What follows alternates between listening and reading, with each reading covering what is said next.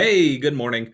It's starting to get cold outside, and every year about this time of year, I start to get questions about what can we do with our SWIP on our construction sites during the winter.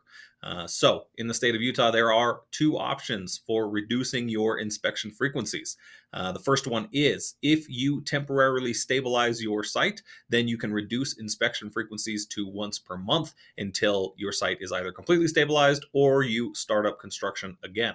The second option, if the ground is frozen and it's going to remain frozen for more than 3 months, then you can reduce your inspections to nothing as long as you are not doing construction on the site and the ground doesn't thaw. If either of those two things changes, you got to start up inspections again.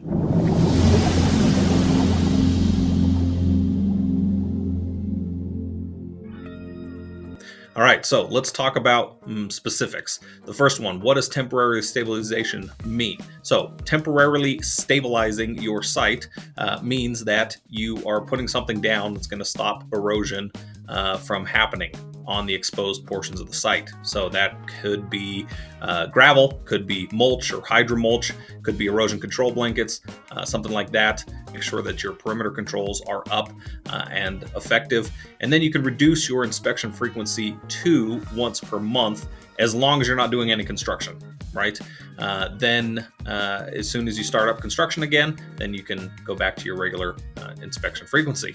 The second one, for frozen conditions, if your ground is going to be frozen, it's not a lot of places in Utah where the ground's going to stay frozen for 3 months completely, for the entire 3 months. And so if your ground's going to stay frozen for 3 months, then you can go ahead and reduce those inspections down to nothing until the ground thaws, as long as you're not doing any work on the site. Now, if you are going to continue work on the site, but the ground is going to remain frozen, then you can reduce your inspection frequency to monthly, as long as there is very little risk to anything running off of your site.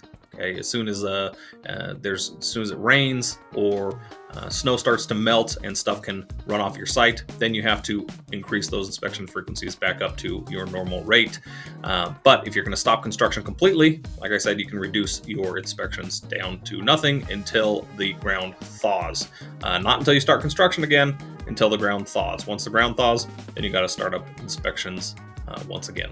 All right, thank you.